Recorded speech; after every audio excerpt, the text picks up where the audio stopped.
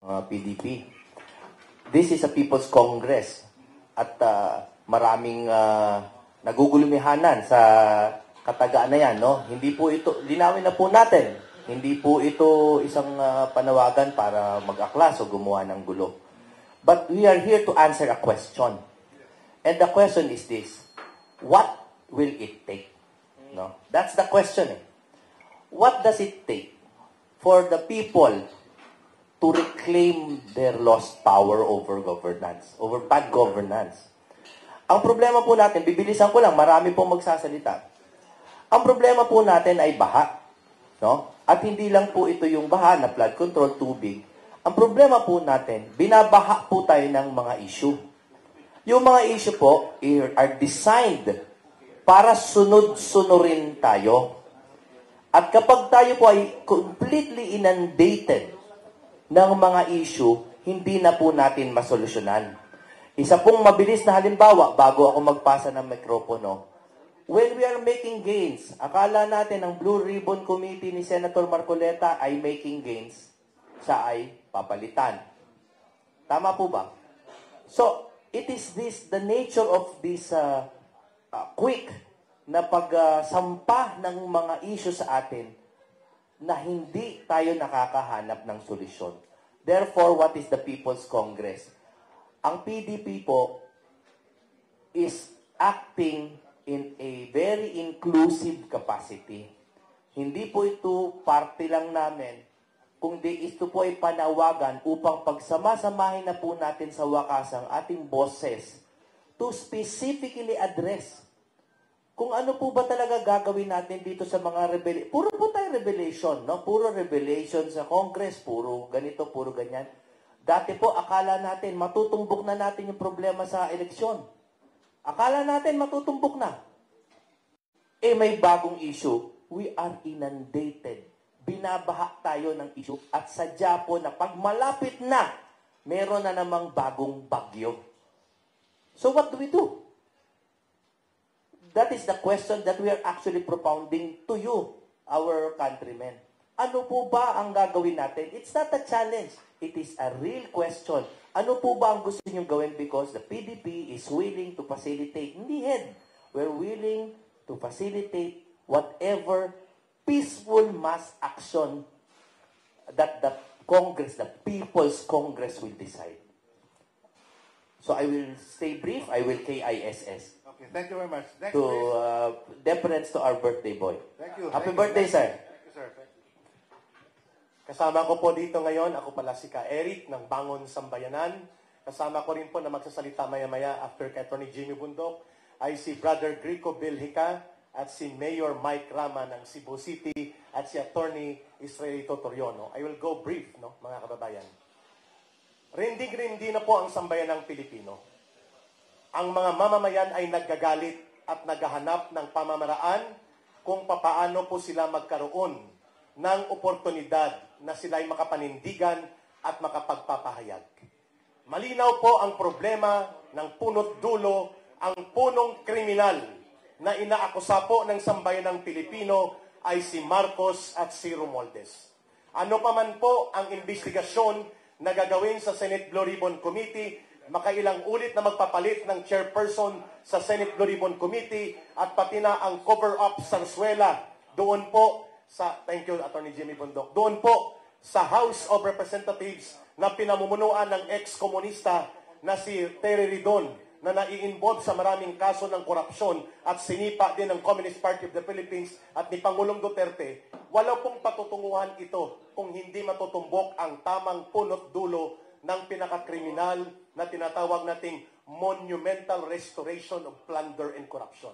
At walang iba kundi si Marcos at si Romualdez. Icing in the cake lang po kung ang pag-uusapan ng flood control projects kung ikukumpara sa pattern of systematic restoration of plunder. Number one, wala na pong balita ang Maharlika Discarte Fund.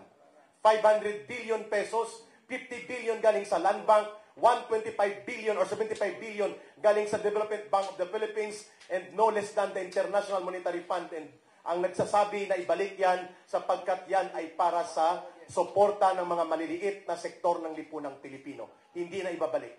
Wala pong balita ngayon at parang kinalimutan natin na ang author ay si Recto at si Marcos upang kulimbatin ang PhilHealth. Ang sinasabi nila 60 billion lang nakuha, pero ngayon even the Secretary of Health does not know saan napunta ang 89.5 billion sa PhilHealth. Yan ay lantarang pagnanakaw na ipinatupad nila Marcos at nila Recto at ng kanyang gabinete. Bakit natin hindi yan bubuksan? Hindi lamang ang flood control project. Ang pangatlo, hindi nila inaamin, pero ito ay public knowledge, 25 kilograms of gold reserve.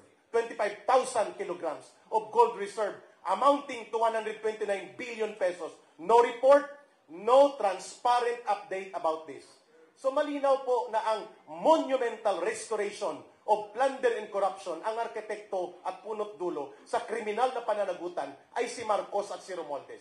He cannot feign innocence. At ang malungkot nito, nadadala sa PR gimmick ni Marcos. Paiyak-iyak, pailing-iling, paikot-ikot, paimbestiga-imbestiga, at pag hindi ko kaya yung gumanon ng sabi ni Atty. Topacio. These are all gimmick. And even ang kodita sa Senado kahapon with Sandro Marcos in the vicinity of the Senate is an indicator na gusto ni Marcos at nila Romualdez i-recapture, gawin nilang tamed and controlled ang Senado, not just because about the cover-up and the exoneration of Marcos, but strategically and long-term, nakikita ng taong bayan ang kanilang direksyon ay tanggalin si Sara Duterte kung hindi ngayong taon, next year, by virtue of another impeachment proceedings na gusto nilang gawin.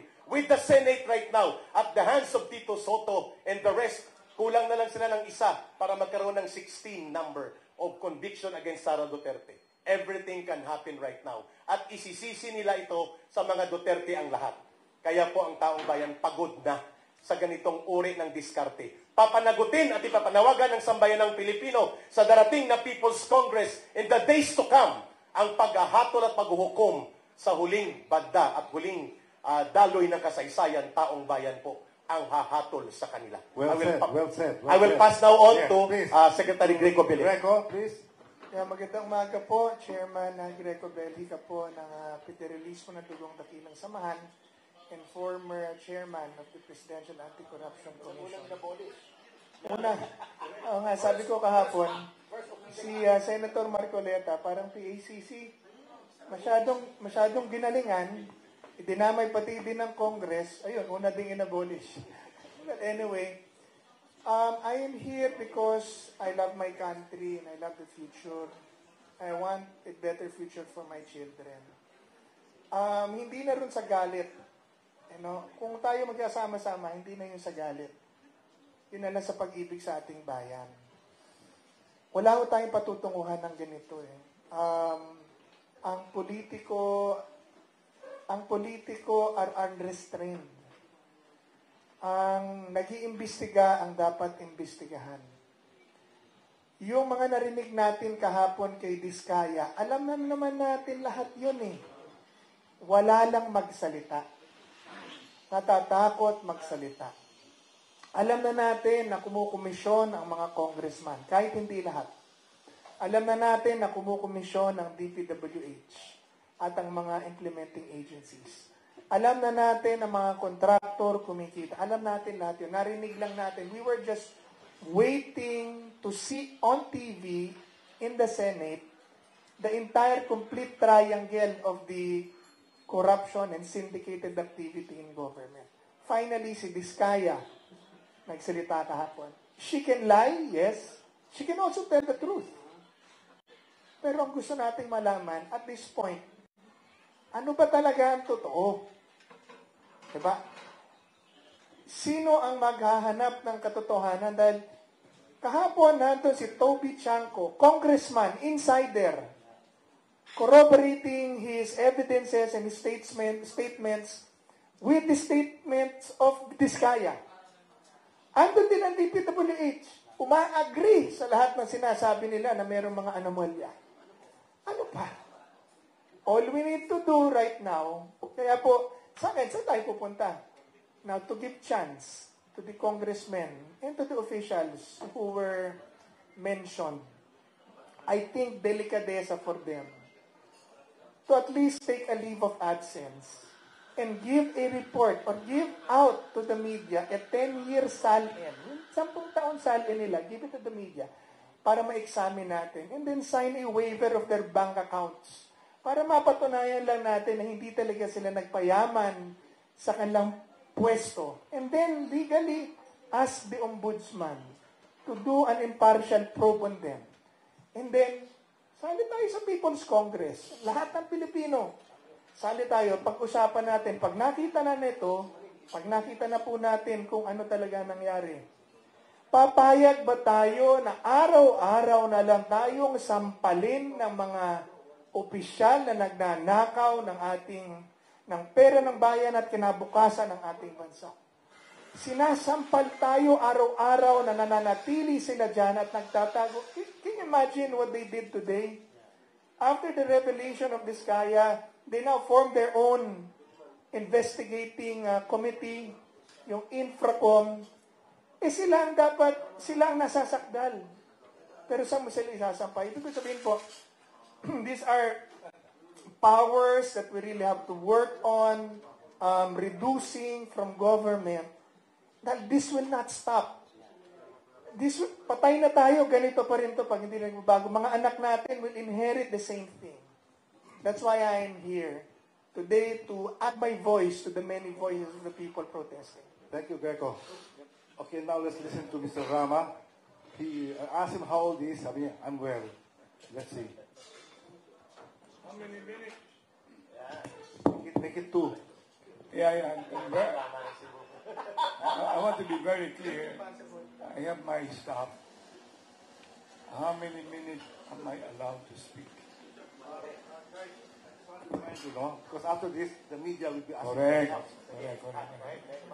How many minutes? No, I want to be... Okay. Five. Okay, 5 o'clock. Magandang umaga, bayan. Ayong buntag, mga kaigsuunan. Good morning. I came from Cebu. I only have a few hours sleep because I love as my partner to my right. I love my country. I wish to see the spirit of heroism, nationalism, patriotism really in the real sense. I have a 5-year-old son. What will I tell if it is not today? If it is not us, including all of you in media, even the waiters here. Dada ng dada, wala namang ginagawa. I've been into this. This is not new to me. Precisely, freedom movement last August 21 occurred, and I joined to be counted. And I am here to be counted. This is jokingly personal computer, but this is People's Congress. Being a lawyer, we know too well. It's the people. It is us. Greater good for the greater number. General welfare. Vox populi. Salus populi is suprema lex. I am not for the advocacy, taasan ng boses or whatnot. Let's walk the talk. Let's walk the talk. If it is now, if it is not now, when? If it is not us, who? I am ready to be roasted, grilled. Though I have still 2 minutes, but I do not want to spend it. Indifference. Meron pa akong 2 minutes, but I'll rather bring it to question and answer. And I am ready, in behalf of PDP Laban, as Vice President for the Visayas 6, 7, and 8, and even Negros and whatever. Thank you very much. Good morning. Thank you, thank you. Maayong buntag. Good morning, everyone. I am here this morning to likewise contribute whatever voice I may have in this society to my fellow PDP Laban members and officers. No? Alam ko po yung taong bayan ay hindi na po nasisiyahan. Alam ko rin po na marami po sa atin ay ayaw ng makialam dahil sa kailangan nila magtrabaho, wala na silang oras para po sa ating bayan. Alam ko na ginugugol nila ang kanilang oras para lamang kumita, para meron silang pagkain kinabukasan. Pero tayo po ay Pilipino. Tandaan po natin si Jose Rizal, doon po sa kanyang libro, The Philippines a Century Hence. Ang sabi niya, the free press daw, as well as free speech, will keep the government be informed of the opinion of the people. So kailangan po tayo magsalita. Kailangan po natin ipaalam sa gobyerno na hindi na po tayo masaya. Kailangan po may managot. Ano na po ang mangyayari doon sa mga bilyones, trilyones na pera na nawawala at napupunta sa ilang tao lamang? Kung wala tayong gagawin, ano na po ang mangyayari sa ating bansa? Ano na po ang mangyayari sa ating mga anak? Isa lang po ang bansa na binigay ni Allah Subhanahu wa Ta'ala sa atin. Kailangan po natin itong protektahan. Kung hindi tayo gagawa para sa ikabubuti ng ating bayan, sino po ang gagawa nito? Kaya nga po, let us exercise our freedom. Ito po, Article 3, Section 4 ng 1987 Constitution. Nakasaad naman na yung ating karapatang magsalita at magpetisyon sa gobyerno for redress of grievances ay protected naman. Sa 1973 Constitution, Article 4 po ito. Article 3, Section 1 under the 1935 Constitution. And doon po sa ating history, protected po ito, maging sa Jones Act, maging noong pang 1902, noong na-create po yung pag-control ng mga Amerikano dito.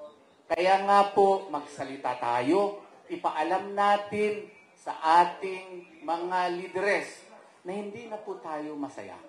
Nasa kamay po natin ang ating kinabukasan. Sovereignty resides in the people and all government authority emanates from them. Kaya ipaalam natin sa gobyerno, tama na po, grabe na ang korupsyon. Magsalita tayo, let us work for what is for our country, what is the best for our country. Maraming salamat po, Attorney Israelito Bobe Torion po. Good morning po. I'm Engineer Henry Sabate, a legitimate contractor and the founding chairman of iCare PH Advocates Incorporated. Ang organizations po namin is national level, including international. Marami po tayo, organized na po yung organizations natin at ang advokasya po natin ay humanitarian. Marami at naapektuhan na po ang buong bansa sa mga corruptions na nangyayari sa ating lipunan.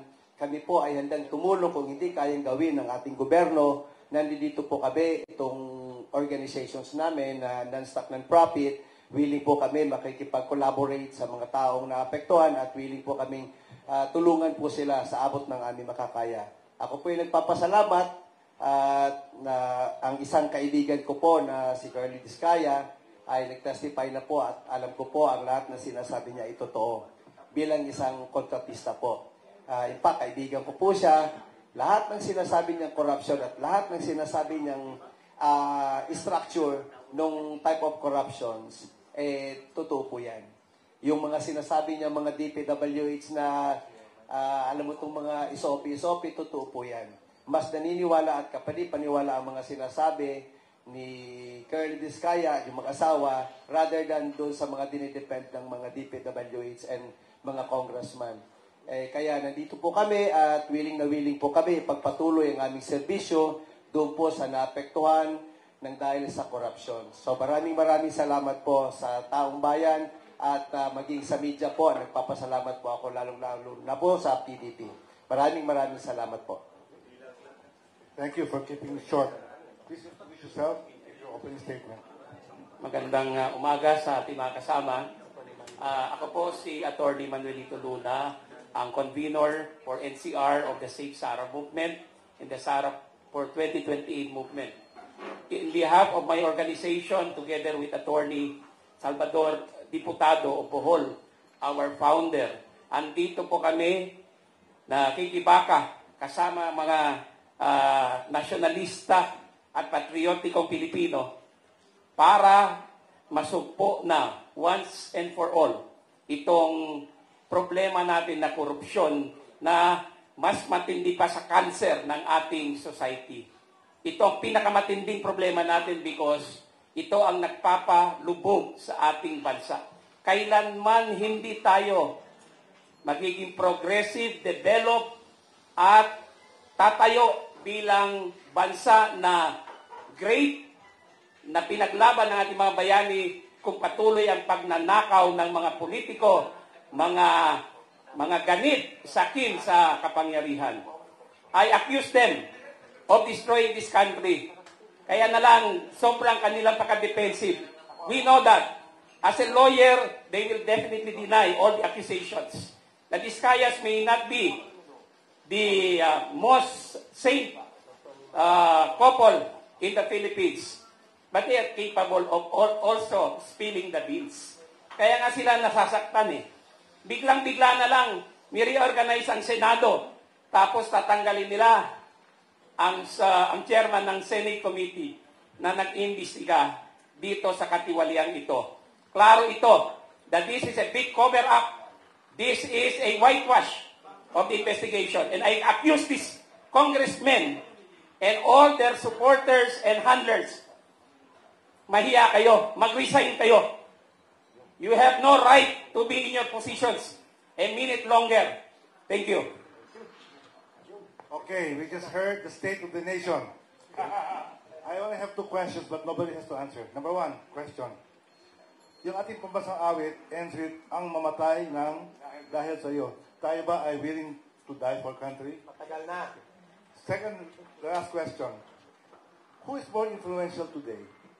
The mainstream media or the social media?